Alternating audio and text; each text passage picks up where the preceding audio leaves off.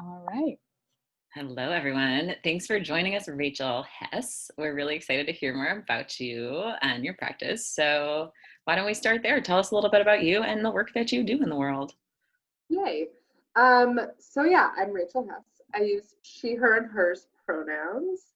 And I'm a postpartum doula and also a trainer in Jamaica Plain slash the greater Boston area slash now the world virtually. Um, and I have two kids who are old, 9 and 6.5, if you can believe that. Um, so I'm a postpartum doula. So typically I used to go into people's homes and help them out with their new babies. Um, from anywhere to sometimes I would work with families for 2 weeks, sometimes 12 weeks, like really varied. Um, and my goal always was really to, or still is, to empower new parents with information, but also like, you know, instinct trusting, as I like to call it. And so now I'm doing that work virtually, which is going surprisingly well, in terms of just really still being able to like help parents talk through fears, help normalize things, help strategize around feeding, sleeping, baby wearing, bath, like all that sort of fun newborn stuff. I also run parent support groups. So I run support groups for first time parents, second time parents, and in September I'll be doing a group for queer parents, which I'm very excited about. And those are also really fun. It's a set group of parents for 6 weeks. And just sort of a combination of me sort of sharing information about newborns, but also parents connecting with each other, finding their village, if you will. And then the other hat that I wear is I train providers on LGBTQ cultural humility. And that's been really cool. That's been building more now that it's virtual and it feels a little more accessible, I think, for some folks, not having to travel or the way that, people have more flexible schedules and stuff. So that's been really great. That's sort of like, I love babies and I love parents, but like ending oppression is my heart work. So being able to do that more and sort of speak about my experience, but also, challenge folks to think about their experience and ways in which they may or may not perpetuate oppression in the perinatal world, has been really, really super rewarding. So those are all my hats. And they are such good hats. What what are you queering right now? Great question. Always, I love that. I think the birth world is my goal to queer that a lot. I think when I think about, I think what's so cool about that term is like, so I do this training, we talk about definitions of, what the alphabet soup means, definitions of oppression, like all of that. But also like when you queer things and think of things in more non-binary, non-linear ways, like that's better for everyone, right? Like, some of the conversations I have with my new parents, even when they're a straight married couple, God bless them. I think there are ways that we can think about like division of labor, sex, parenting that I think come from like a queer standpoint that again are like better for everyone. Some of the conversations I have with new parents about, gendering their baby and, helping them like think through that, I think is really rooted in my queerness, even though again, like the more the merrier. I love that, Rachel. I think it's so great to be able to, even when you're working with straight and cis people, still kind of make your job a queer job. Well, of course. So that's amazing. Otherwise, it wouldn't be very much fun. Exactly. Well, you got to make it sustainable. Right. Part of making it sustainable for yourself. Amazing. So what inspired you originally to do this work? Excellent question. So I always like to say that the common thread in all the jobs I've ever had is that I really like supporting and teaching adults new things. Even though almost all my jobs I've ever done all involve kids or babies in some ways, it's really the like coaching of adults that is my strength. So I was working at Reed Boston, actually, which is a city program for kids, when I had my oldest, who, like I said, is almost 9.5. And I had this really amazing birth experience. We had a home birth with midwives. I labored for, I like to brag, 76 hours. Brag. Oh yeah, back labor, all the things. And right, you can't always control birth, but we really planned it and thought about it and had this really magical experience. And then the midwife left and I had this little baby and I was like, what do I do now? OMG. And I mean, my midwife supported us postpartum as well, but I just felt like there was such a lack of information, resources, support in that period. And then I learned that it was a job. Like you could help people with that time as a job. Isn't that cool? So I was a stay-at-home parent for a while, and then I actually did my postpartum doula training when she was only 9 months old, but I didn't really start doing it more as a job until actually my youngest was born. I was like, I've been doing it for about 6 years. But yeah, I mean, I think that's sort of what drew me to it. And I think sort of similar to birth doula work, or I think I like to say that my job, I would like to live in a society where my job isn't a job, where like people are informed, people feel empowered, there's better leave, there's not a disconnect between what the baby needs and what the parents need, where there's like seamless love, care, and support between pregnancy, birth, and postpartum. So, I think we're a long way from that, but yeah, that's sort of what drew me to it. Long answer to your question. Yeah. And I think you've touched on this in all of your answers, but just to be like really explicit about it, how do you talk about your sort of philosophy of support? Oh yeah, totally. I mean, I think so. I'm going to give you an example, actually. Yes, So love it. My philosophy is definitely like that parents feel empowered. Like I don't have an agenda. I have information.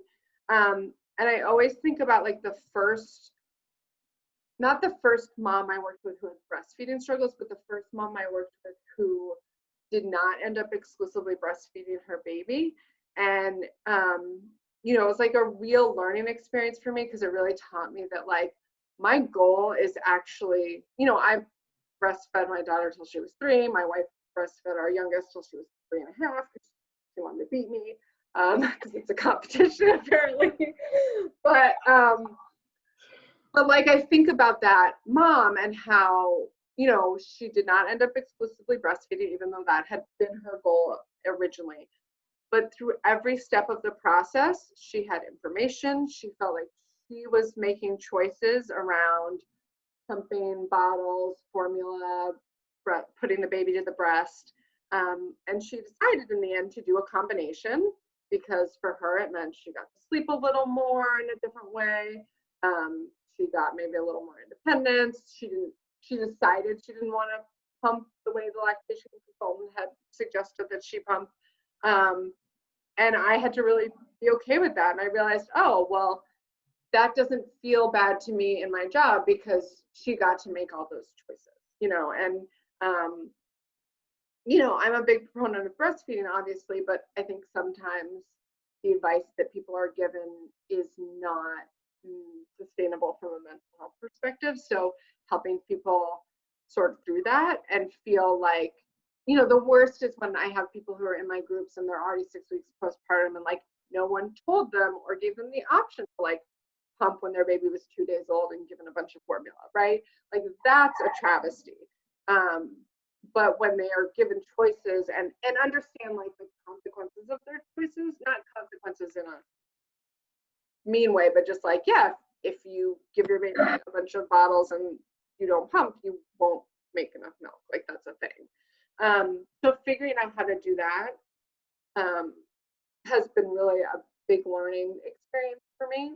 And so the point of that story being, my philosophy is, right, information, empowerment, people trusting their gut, people like not feeling like they have to sacrifice everything for their baby. This is like a big and totally related to pressures and sexism and patriarchy and like all of those things. This idea of like the self-sacrificing mother or parent, right? And so like really having people feel like you can like be a human being and have a baby, and that baby is important, and what's best for you is best for the baby, like all that kind of stuff. So that's my philosophy in a nutshell. That's awesome. It's helpful to have examples like that of, like client interactions, different points where you're like, that was like a major growth point for me. Right, totally. Yeah, I love the idea of like partners. Yeah. I don't know, trying to beat each other with breastfeeding. That's like happening to me. I mean, we're both very stubborn and competitive, so that's not something everyone does. Well, speaking of that, so you told us about your postnatal work. I want to know about your natal chart and be honest. I don't actually know. So I'm what was the listing? It was moon, sun, moon, and rising ascendant. Okay. So my friend says it's Capricorn, Cancer, and Scorpio. Oh man. But what does that response mean? You have to tell me more. I just have a response to Scorpios. That's all. The real thing about these interviews is that it's just revealing Emma and my like astrological biases. Is that a thing? Astrological biases? I mean, it is. Yeah, implicit astrological biases. But I will say, I don't know what's happening for Emma, but as a fellow Capricorn sun, I now feel much closer to you. Okay, love that. Amazing. I learned a lot about my astrological chart in quarantine and when the moon is full and all of those things. At the very beginning of quarantine, I was going for a walk in the Arboretum every time there's a full moon. That was really nice. Right on. I love that. But that's related, right? Absolutely. That's when you cleanse your crystals, is when there's a full moon. Put them out. There you go. And aside from the crystals, what's your favorite thing about being a queer support person and working with queer families?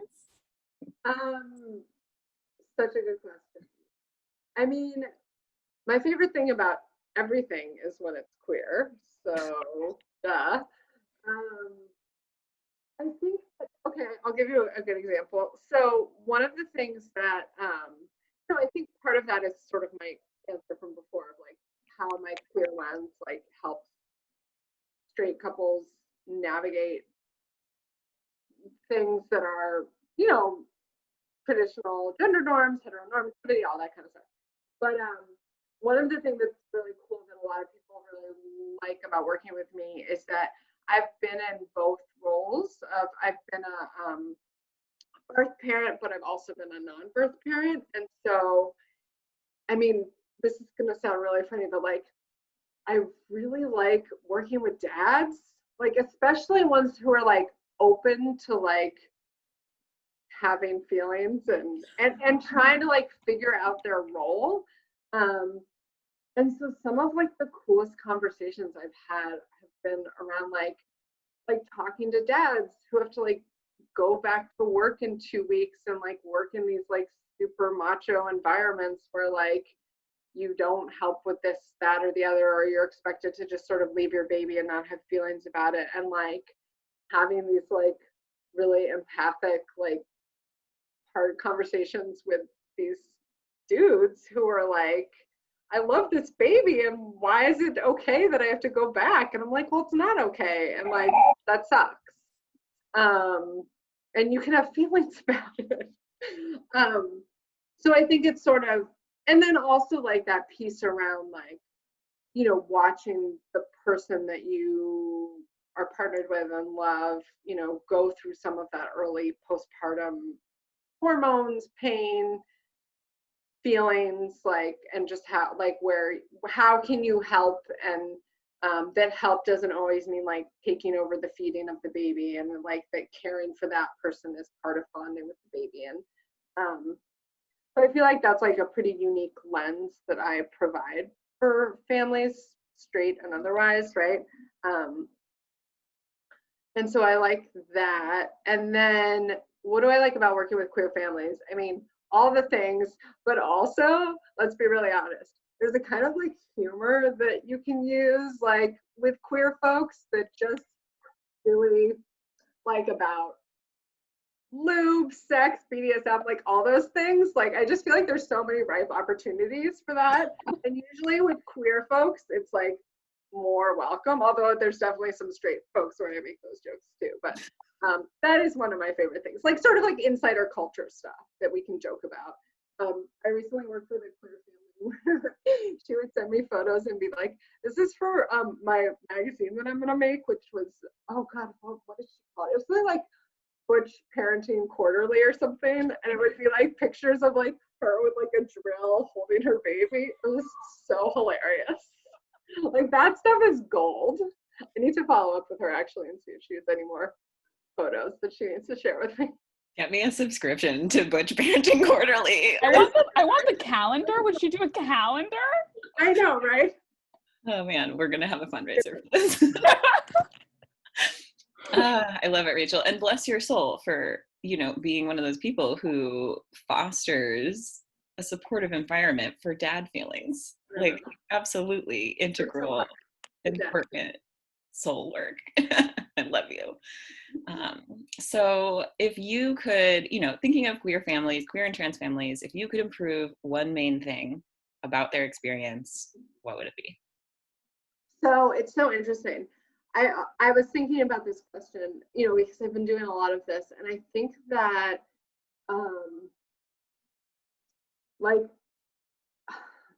like one of the things I talk about with cultural humility is this idea of like that you can't just like put a rainbow sticker on your door and be like, I did it. I did all the work. I'm totally gay friendly.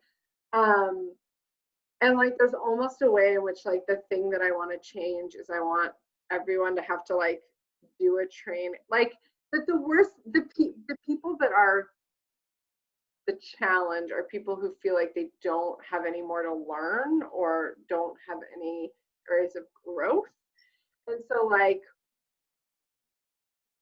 there's a way in which like that's the thing I want to change. Like I want all providers to like really deeply understand and respect this idea of like bringing your whole self into a room, right? Not like tolerance. Even the word inclusivity like gets me a little. I mean, one of the things I always say in my training, which depending on the room, is like, I don't want to be like you. I'm better than you because I'm queer. Like, you know what I mean? Like, but also like, I want things to be where it's not like a deficit or like oh yeah, you're welcome in for straight space, right? Like where it's like providers really understand that. And I feel like that's not a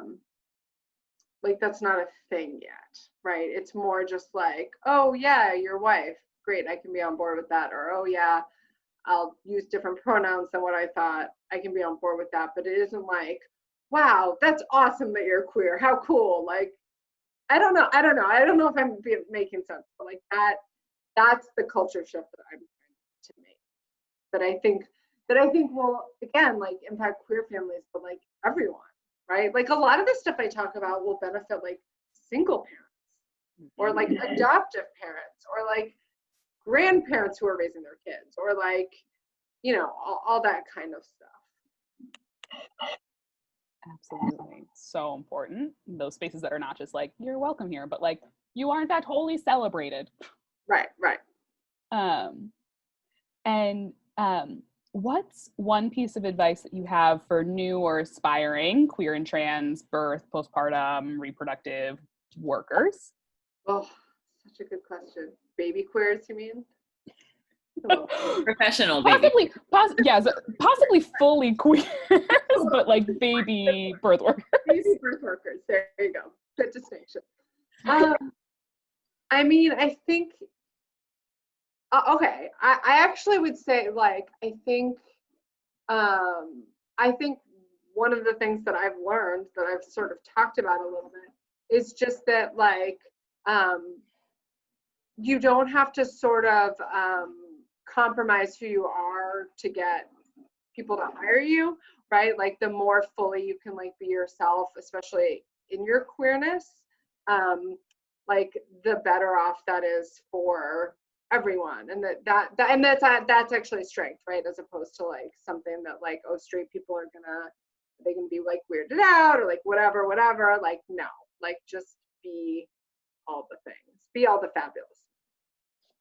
That's awesome. Thank you so much for that. Yeah. And hello, Hey. thanks for joining us. Sorry. I was just about to never apologize. Yeah, Love no, it. perfect. This is 2020. Yeah. Yeah, so speaking of, family members, other things going on in your life, like what's something not baby related, not natal about your life that you want to share with us? I would say this summer we've done more beaching than we've ever done, and it's been spectacular. I am from Northern California, so the ocean is my jam, and so I've gotten to like swim in salt water this summer. That's made me really, really happy. So that's something about me. That's awesome. What's your favorite beach around here? We go to Nantasket a lot, like first thing in the morning before it gets crowded. And then there's a beach we go to in Woods Hole, actually. It's far, but like, who cares? What else are we doing? And Ari also very much likes the beach. I basically have 2 fish for children at this point, which I'm not complaining I love water humans. about. And Nana in Weymouth has a pool, so we've also been doing that. oh, so much good water. Exactly. And finally, where can people find you in internet land? Oh, so it's just rachelhessdoula.com. That's my website, and then I also have a Facebook page, and someday I'll have an Instagram account for my doula work, but not today. So yeah, those are the 2 main places, and Facebook is where I update sort of when groups are happening and conferences and stuff. So that's a good place for me to find me. Awesome. All right. Thank you so much. Thanks, Rachel. Yay! Thank you guys. Take care.